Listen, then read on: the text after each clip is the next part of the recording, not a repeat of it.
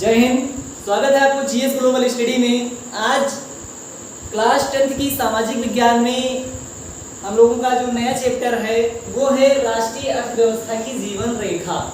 ठीक, राष्ट्रीय अर्थव्यवस्था की जीवन रेखा आज हमको यहाँ पर एक नया चैप्टर की शुरुआत करनी है। जो पिछले चैप्टर में अगर कुछ डाउट रह गया हो तो उसको कमेंट करके पूछ सकते हैं। उसके अगर ज़्यादा दिक्कत है या फिर किसी भी प्रकार की कोई भी दिक्कत है तो उसके लिए दोबारा से एक नया सेशन भी लाया जाएगा अगर कोई दिक्कत है तो। ठीक, चलिए आज हम अपना नया चैप्टर शुरुआत करते हैं, राष्ट्रीय अर्थव्यवस्था की जीवन रेखा। अच्छा, राष्ट्रीय अर्थव्यवस्था की जीवन रेखा यानी अगर यहाँ पर पहले इस चैप्टर के नाम से ही थोड़ा सा स्पष्ट है कि राष्ट्रीय अर्थव्यवस्था यानी कि यहाँ पर किसी देश या किसी विशेष देश की बात नहीं की गई है, बल्कि यहाँ पर है राष्ट्रीय यानी प्रत्येक देश की अर्थव्यवस्था के बारे में बात की गई है। वो भी अर्थव्यवस्था की जीवन रेखा क्या है इसके बारे में यहाँ पर बात किया गया है कि प्रत्येक अर्थव्यवस्था यानी राष्ट्रीय अर्थव्यवस्था की जीवन रेखा क्या होती है। जैसे मानव को जीवित रहने के लिए उसकी कुछ मूलभूत जरूरतें होती हैं, उसी प्रकार से किसी भी देश की अर्थव्यवस्था को चलने के लिए, ग्रो करने के लिए कुछ उसकी मूलभूत जरूरतें होती हैं। ठीक, जिनकी वो जीवन रेखा होती है। जिस प्रकार मानव को जीवित रहने के लिए उसको ऑक्सीजन यानी सांसें उसकी चलती रहना चाहिए, यानी उसमें जो बहुत इंपॉर्टेंट है, यानी जिसके बिना मानव को मृत घोषित कर दिया जाता है, उसी प्रकार से हमारी अर्थव्यवस्था की भी जीवन रेखाएं हैं। ठीक, हमारी अर्थव्यवस्था की भी जीवन रेखा है और उस जीवन रेखा को हम लोग यहाँ पर परिवहन के रूप में पढ़ेंगे। ठीक, तो हमारी जो अर्थव्यवस्था की जो जीवन रेखा है वो है परिवहन। ठीक, तो हमको यहाँ पर परिवहन पढ़ना है। क्या पढ़ना है? परिवहन। परिवहन, अच्छा परिवहन क्या है? परिवहन मतलब एक स्थान से दूसरे स्थान तक जाने के लिए उपयोग की जाने वाले वस्तुओं, जिस वस्तु का प्रयोग करते हैं एक स्थान से दूसरे स्थान पे जाने के लिए, उसे परिवहन का साधन कहते हैं। ठीक, अब ये परिवहन के साधन अलग अलग हो सकते हैं जिसको अभी हमको आगे इस पे चर्चा करना है। ठीक, जिस प्रकार से हम अपनी अर्थव्यवस्था में अपने रोज की जरूरतों में देखते हैं कि हमारी जो डेली के जो प्रयोग की जाने वाली सामग्री है, उन सामग्रियों को एक स्थान से दूसरे स्थान तक आवागमन कराने के लिए परिवहन किस रूप से वो उपयोगी है। ठीक, इसको हमको यहाँ पर पढ़ना है। ठीक, परिवहन के बारे में हमको यहाँ पर कंप्लीट पढ़ना है कि परिवहन के इसके यानी यहाँ पर इसका क्लासिफिकेशन भी करना है। ठीक, तो जो हमारी जो प्रतिदिन की जो उपयोग यानी प्रयोग में लाई जाने वाली वस्तुएं हैं, उन वस्तुओं का एक स्थान से दूसरे स्थान पर ले जाना हमारे लिए बहुत जरूरी होता है और हमको भी एक स्थान से दूसरे स्थान पर आवागमन करना पड़ता है और वो सब हम करते हैं परिवहन के साधन के माध्यम से। ठीक, चाहे कोई सूचना हो या कोई जो है बहुत ज़्यादा सामान हो या कोई व्यक्ति हो, सबको एक स्थान से दूसरे स्थान पर आवागमन की जरूरत पड़ती है और वो जरूरत पूरी करती है हमारी परिवहन के माध्यम से। इसीलिए अर्थव्यवस्था अगर ग्रो करती है तो उसमें परिवहन का सबसे बड़ा हाथ होता है। यानी अगर कोई अर्थव्यवस्था तेजी के साथ ग्रो कर रही है तो उस अर्थव्यवस्था में परिवहन का सबसे ज़्यादा योगदान होता है। जितने भी पूरे विश्व में जितने भी विकसित देश हैं, उनके यहाँ परिवहन के जितने भी साधन हैं वो सबसे उच्च क्वालिटी के हैं। यानी उच्च क्वालिटी का मतलब उनके यहाँ की जो परिवहन के साधन हैं वो बेहतर है। ठीक, अब परिवहन के साधन में के साथ साथ उनकी जो सड़कें हैं, ठीक, चाहे वायु परिवहन हो या स्थल परिवहन हो या जल परिवहन हो, उनके यहाँ जो विकसित देश है उनके यहाँ ये परिवहन सबसे उच्च होगा। ठीक, तो इसीलिए इसको बोला गया है राष्ट्रीय अर्थव्यवस्था की जीवन रेखा। ठीक, जीवन रेखा इसको इसीलिए बोलते हैं क्योंकि ये परिवहन के बिना अर्थव्यवस्था ग्रो नहीं कर सकती है। ठीक, क्योंकि पूरी अर्थव्यवस्था भी बंद हो जाएगी, क्योंकि अर्थव्यवस्था ही बंद हो जाएगी, क्योंकि जब एक स्थान से दूसरे स्थान पे नहीं जा पाएंगे तो समस्याएं बहुत ज़्यादा होंगी और वहाँ पर उन समस्याओं को खत्म करता है परिवहन। ठीक, तो आइए हम लोग परिवहन का यहाँ पर क्लासिफिकेशन करते हैं, वर्गीकरण करते हैं कि परिवहन कितने प्रकार का होता है। ठीक, तो सबसे पहले इस परिवहन को 3 भागों में यहाँ पर बांटा जाएगा। कौन से? स्थल परिवहन, स्थल परिवहन, ठीक। उसके बाद जल परिवहन और लास्ट में वायु परिवहन, ठीक। स्थल परिवहन, जल परिवहन, वायु परिवहन। अच्छा, स्थल परिवहन में भी यहाँ पर इसको कई भागों में इसको बांट सकते हैं, जैसे सड़क परिवहन, सड़क परिवहन, ठीक। रेल परिवहन, रेल परिवहन और पाइपलाइन, ठीक। पाइपलाइन, पाइपलाइन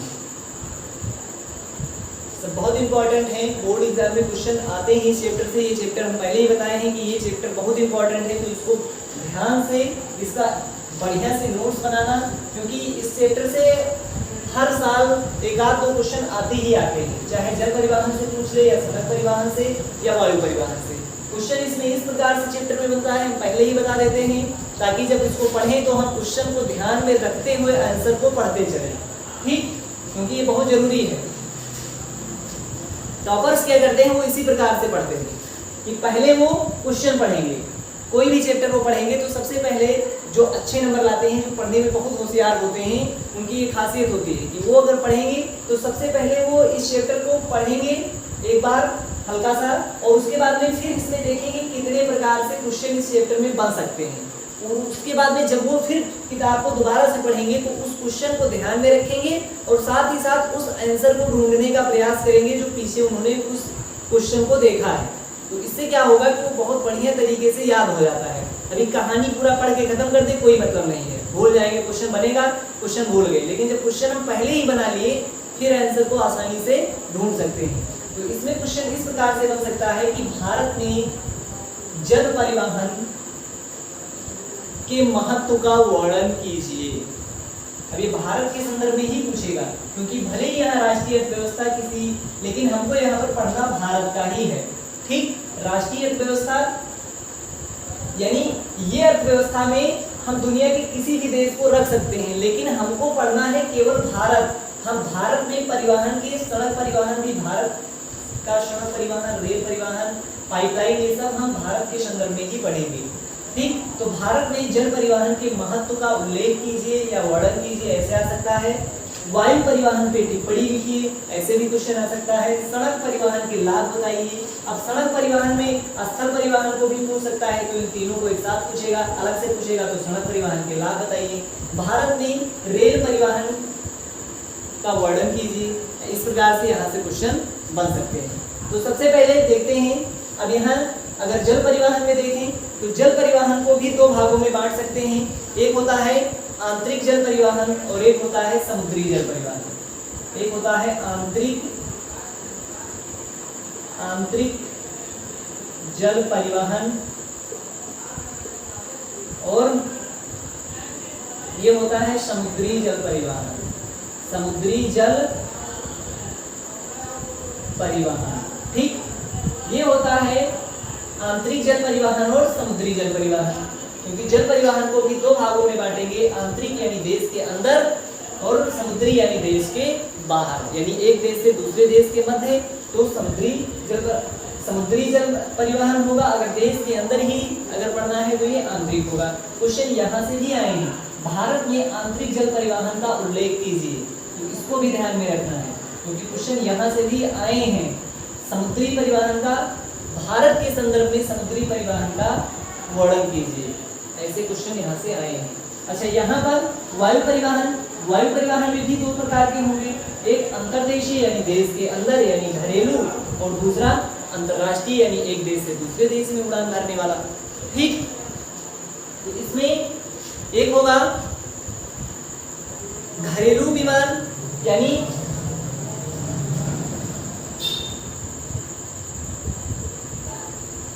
घरेलू, और एक होगा अंतरराष्ट्रीय, ठीक। अब इस घरेलू को भी दो भागों में बांट सकते हैं, एक होता है सार्वजनिक और एक होता है निजी। ठीक, क्या होते हैं सार्वजनिक निजी? सार्वजनिक का मतलब होता है सरकारी, ठीक, यानी समाज, यहाँ पर कह सकते हैं कि जिसपे सरकार का अधिकार हो, ठीक, तो सार्वजनिक होगा। निजी यानी किसी व्यक्ति विशेष का हो, जैसे प्राइवेट रखते हैं, इसको बोलते हैं निजी का मतलब होता है प्राइवेट। तो प्राइवेट में भी वायु परिवहन का प्रयोग बहुत सारे लोग करते हैं। बहुत सारे लोगों के पास हेलीकॉप्टर होता है और जेट विमान होते हैं, तो वो सारे जो चॉपर होते हैं, तो वो सारे जो छोटे छोटे विमान होते हैं वो सब निजी श्रेणी में आते हैं, जो किसी व्यक्ति विशेष का होता है, ना कि जो सार्वजनिक होता है, यानी उस पर सरकार का कोई पूर्ण रूप से अधिकार नहीं होता। लेकिन सार्वजनिक का मतलब होता है कि ये सरकारी है, और जितने भी जो घरेलू परिवहन हैं उसमें निजी और सार्वजनिक दोनों हैं। अंतर्राष्ट्रीय में ये अंतर्राष्ट्रीय, तो अंतर्राष्ट्रीय का मतलब होता है कि एक देश से दूसरे देश में ये परिवहन करेंगे। घरेलू में केवल एक राज्य से दूसरे राज्य में जाएंगे, यानी अगर भारत के संदर्भ में देखें तो भारत देश के अंदर ही जो घरेलू परिवहन से भारत देश के अंदर ही ये केवल यहाँ पर परिवहन कर सकते हैं। लेकिन अगर अंतर्राष्ट्रीय है तो भारत से विश्व के किसी भी देश में जाकर यहाँ पर परिवहन कर सकते हैं, ठीक। उसके बाद में अब हम देखते हैं, यहाँ पर सबसे पहले शुरुआत करते हैं सड़क परिवहन से, और सड़क परिवहन में, स्थल परिवहन में सड़क परिवहन, ठीक। तो सड़क परिवहन देखते हैं, भारत में सड़क का विस्तार, ठीक, भारत में सड़कों का विस्तार, भारत में सड़कों का विस्तार, भारत में सड़कों का विस्तार, ठीक। अगर हम देखते हैं तो भारत में सड़क लगभग 62 लाख किलोमीटर लगभग, क्योंकि ये थोड़ा 62 कुछ भी किसी किताब में दिया गया है, किसी किताब में 54 कुछ दिया गया है, और साथ ही साथ जिसमें अलग अलग यहाँ पर अलग अलग आंकड़े हैं। लेकिन जो यहाँ पर सबसे सटीक आंकड़ा है वो एनसीईआरटी का मानते हैं 54.7 लाख किलोमीटर। ये भी 62 लाख दशमलव भी दिया गया है, लेकिन 54.7 लाख एनसीईआरटी का आंकड़ा है। आंकड़ा नहीं आएगा ये एग्जाम में, क्योंकि आंकड़ा किसी किताब में इतना दिया है, किसी में इतना, घटता बढ़ता रहता है। हर साल नई नई सड़कें बनती हैं तो आंकड़े हर साल बढ़ रहे हैं, ठीक। तो हर साल आंकड़े, तो ये नहीं भारत में पूछता है कि भारत में सड़कों का विस्तार कितने किलोमीटर है, ठीक। इतना ये क्वेश्चन नहीं आता है, लेकिन इतना जानते हैं कि भारत में सड़कों का लगभग 54.7 लाख किलोमीटर का विस्तार है, जो विश्व के सबसे बड़े देशों में से एक है, जिसके पास सड़कों की इतनी ज्यादा मात्रा में सड़कों का जाल भारत में है, ठीक। तो विश्व के बड़े देशों में से एक है। अगर ये देखें तो सड़क परिवहन की बढ़ती हुई महत्वता को अगर देखते हैं तो सड़क परिवहन को अगर देखें तो ये गांव से, एक गांव को दूसरे गांव से जोड़ता है, फिर किसी गांव को उस शहर से जोड़ता है, फिर किसी शहर को किसी सिटी से जोड़ता है, ठीक। ऐसे करके यानी सड़कों का जाल जो है ये 54.7 लाख किलोमीटर पूरे भारत में है, जो एक शहर से, एक स्थान से दूसरे स्थान को, एक शहर से दूसरे शहर को, एक ग्राम से दूसरे ग्राम को ये आपस में जोड़ता है, ठीक। बड़े बड़े शहरों को, एक बड़े बड़े शहर को, एक शहर यहाँ है, एक यहाँ है, तो इन दोनों के मध्य में आपस में जो जुड़ता है ये सड़कों के द्वारा ही जुड़ता है। तो इस प्रकार से देखते हैं कि सड़कों का विस्तार इतना है और ये सड़कें आपस में एक दूसरे से सब जुड़े हुए हैं, ठीक। रेलवे की लाइन की अपेक्षा सड़कों का निर्माण लागत बहुत कम होता है। अगर देखें तो रेलवे की अपेक्षा सड़कों का निर्माण लागत बहुत कम होता है, जो आसानी से किसी भी क्षेत्र में सड़कें बनाई जा सकती हैं और इन सड़कों पर आसानी से हम आवागमन कर सकते हैं। रेलवे लाइन की, रेलवे पे केवल रेलवे लाइन जहां पर लगाते हैं उसकी लागत बहुत ज़्यादा आती है, ठीक। लेकिन कम, अगर छोटे क्षेत्र की दूरी तय करना है तो हमको सड़कों के द्वारा ही तय करना पड़ेगा, ठीक। क्योंकि रेलवे लाइन द्वारा हमारी सारी जरूरतें नहीं पूरी हो सकती, इसमें केवल रेलवे ही चल सकती है। इस रेलवे लाइन पे केवल रेलवे ही चल सकती है, जिससे हमारी सभी जरूरतें नहीं पूरा हो सकती। लेकिन सड़क के माध्यम से हम अपनी सारी जरूरतों को पूरा कर सकते हैं।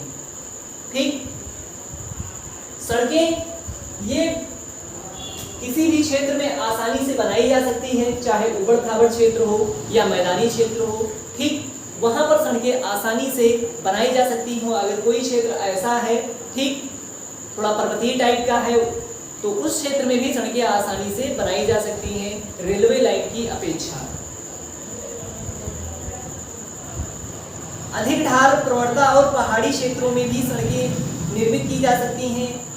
अपेक्षाकृत कम व्यक्तियों, कम दूरी, कम वस्तुओं के परिवहन में सड़क मितव्ययी होता है, क्योंकि सड़कों का विस्तार देखें तो सड़क के माध्यम से हम किसी भी वस्तु को एक स्थान से दूसरे स्थान पर आसानी से ले जा सकते हैं।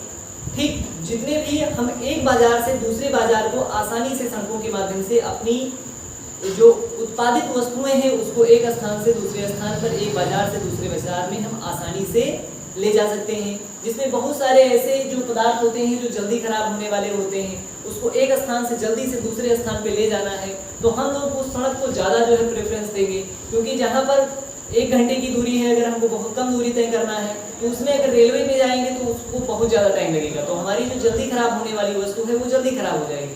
लेकिन अगर हमको कहीं नज़दीक में जाना है तो हम सड़क परिवहन का प्रयोग करेंगे। ठीक, आइए देखते हैं हम। तो इसी प्रकार से सड़कों का विस्तार जो पूरे भारत में 54.7 लाख किलोमीटर का है,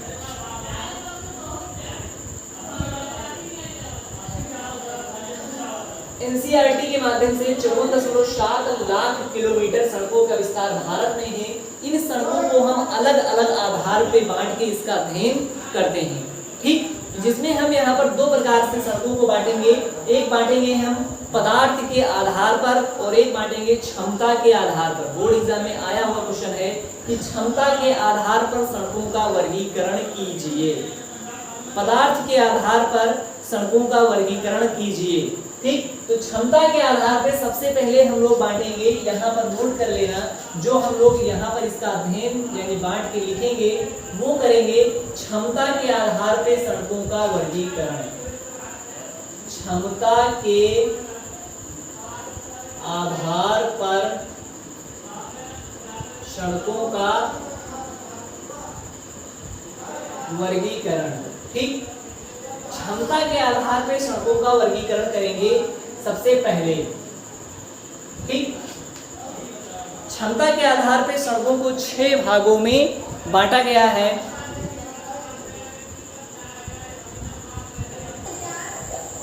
चलिए देखते हैं, क्षमता के आधार पर सड़कों का वर्गीकरण करते हैं। क्षमता के आधार पर सड़कों को 6 भागों में बांटा गया है। ठीक, क्षमता के आधार पर सड़कों को 6 भागों में बांटा गया है। तो क्षमता के आधार पर सड़कों को 6 भागों में बांटा गया है, जिसमें पहला है